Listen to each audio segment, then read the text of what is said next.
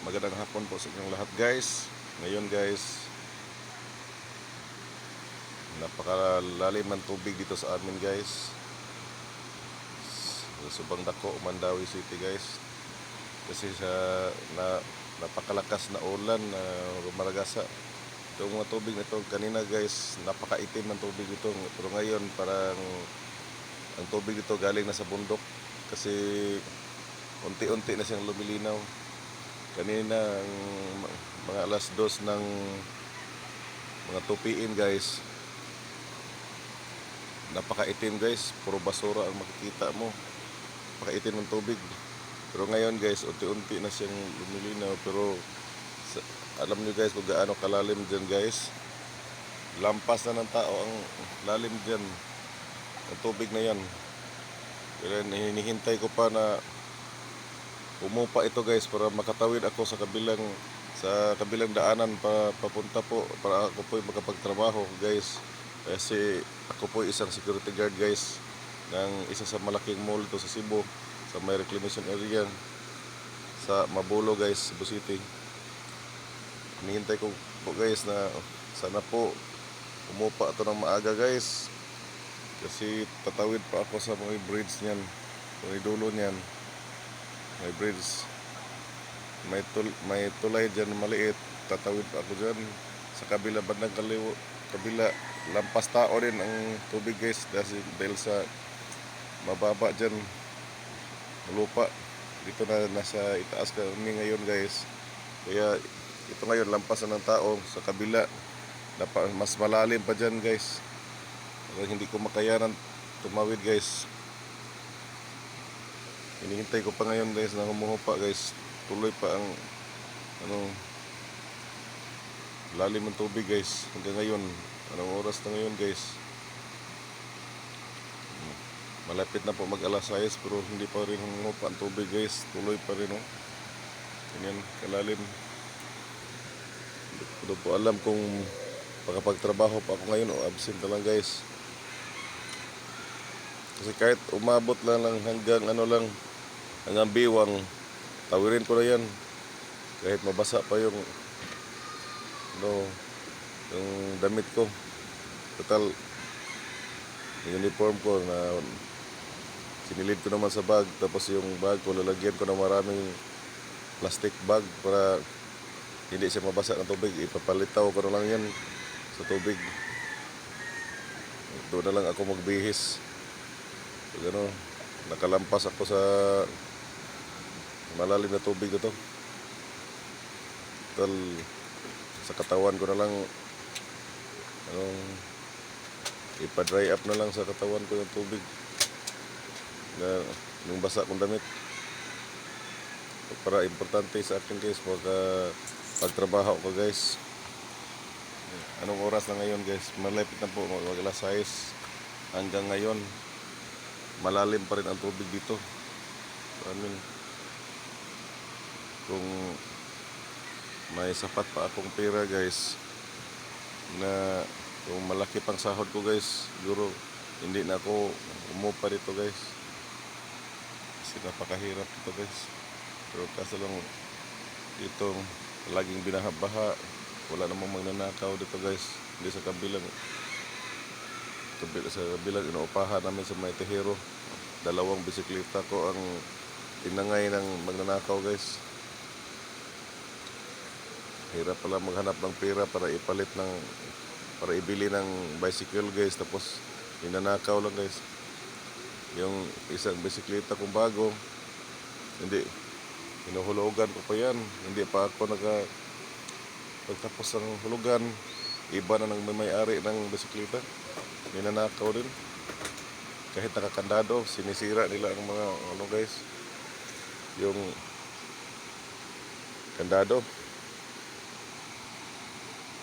Mga walang awa yan.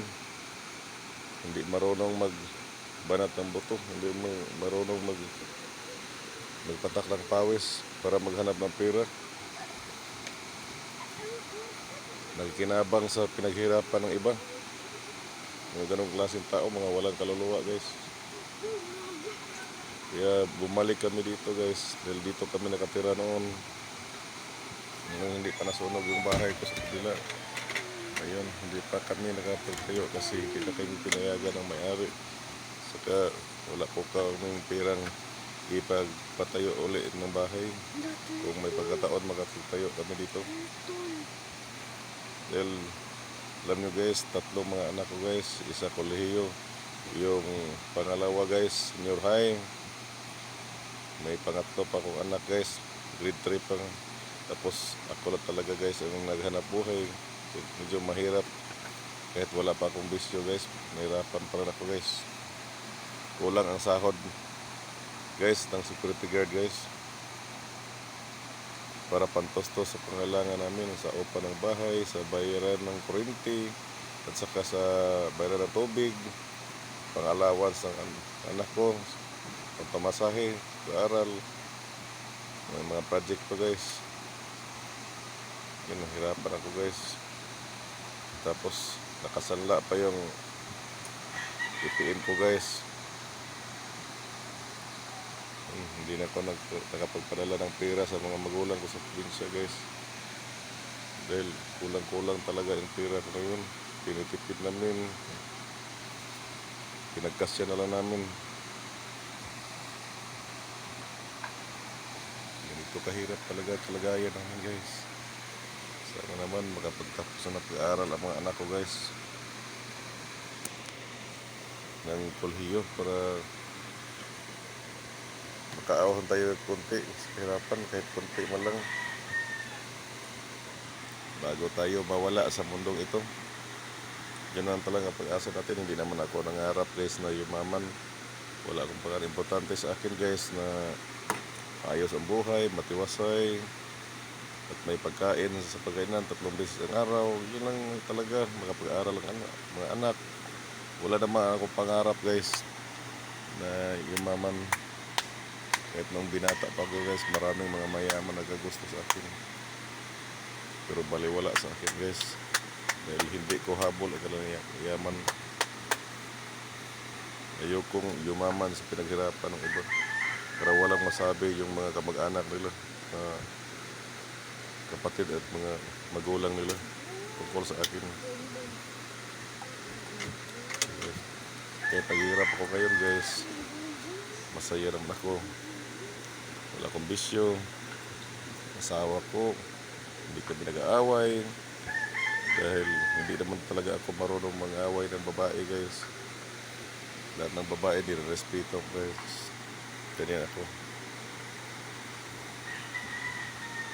Tapos lagi kong tinutulungan sa gawaing bahay ang asawa ko kahit kulang ako sa tulog. Dahil panggabi ako ngayon, 12 hours nakatayo, hindi ako po laging gising dahil nasa entrance ako guys. Napaka-busy ang entrance guys, lalo na ang mall na pinagtrabahoan ko ngayon guys ay tuloy pa rin ang renovation guys. Napakaraming kontraktor kasi kasuhin, mga construction workers guys na sine-check mga bag. Tapos ano natin guys, ini-issuehan ng mga ID, mayroon nagki-claim. Tapos yung mga permit natin, isulat pa natin sa logbook guys. Napakaraming permit guys, permit to work, mga pull-out permit. Napaka-busy guys. Tapos mag-isa lang ako sa pisto ko, ina-assistan ako ng kasama ko hanggang 1 oras lang. So pagkatapos nyan, wala na, ako na lang mag-isa hanggang magdamag. Kaya hindi ako nakatulog sa dahil kahit pahinga wala guys. Kaya dito na lang ako sa bahay tulog. Kaso lang nasa squatters kami ngayon, maingay na maingay guys. Ang mga tao nagiinuman, may nagsigawan, may naglalaro ng basketball dito, mga bata naglalaro, walang baha, nagpaingay. Kaya sumakit pa rin ang ulo ko guys dahil kulang pa ako sa patulog. Tinitiis ko na lang guys ang kalagayan ko. Sana po balang araw po makakaahon na kami sa hirapan, kahit kunti man lang. Hanggang dito na lang po ang video ko guys. Maraming salamat po sa panonood ninyo. God bless you po and more power.